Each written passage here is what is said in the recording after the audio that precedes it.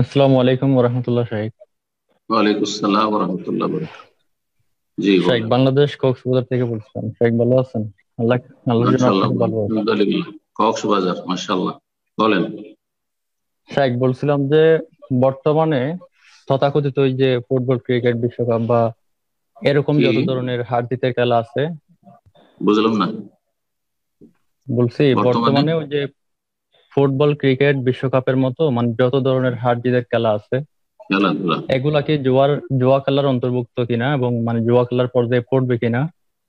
আর আমাদের কিছু মানে নামধারী আহলে হাদিস এবং সালাফি দাবিদার কিছু ছেলেপেলেদের আমরা দেখি যে হচ্ছে তারা মানে বিচ্ছিন্ন কিছু আলেমদের ফতোয়া দিয়ে এটাকে জায়েজ প্রমাণ করার অপচেষ্টা করে।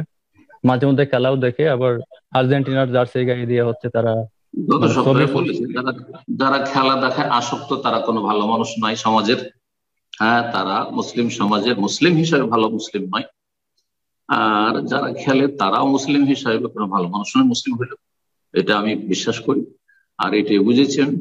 আর খেলাধুলায় মেতে থাকাটা একটা এমন মুসলিম যে সময়ের মূল্যায়ন করে, সময়কে দুনিয়া আখিরাতের উপকারী কাজে লাগায়, তার আদর্শ মুক্তি হইতে পারে না।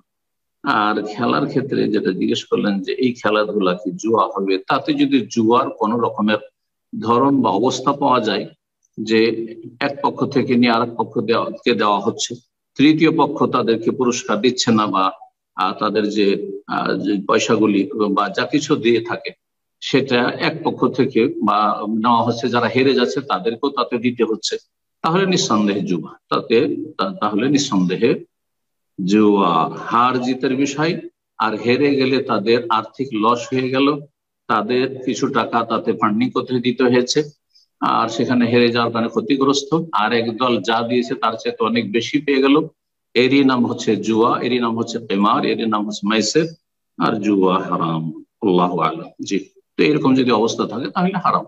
আর যদি অবস্থা এরকম না থাকে, আসরের নামাজ পড়ে আধা ঘন্টা এক ঘন্টা খেললো, মাগরিবের আজানের সাথে ছেড়ে দিবে, মাগরিব থেকে এশার মাঝখানে খেললো, সালাতের আজান হতে মসজিদে চলে আসো, তাহলে এরকম শরীর চর্চার জন্য খেলা যদি সীমিত ভাবে হয় তাহলে জায়েজ।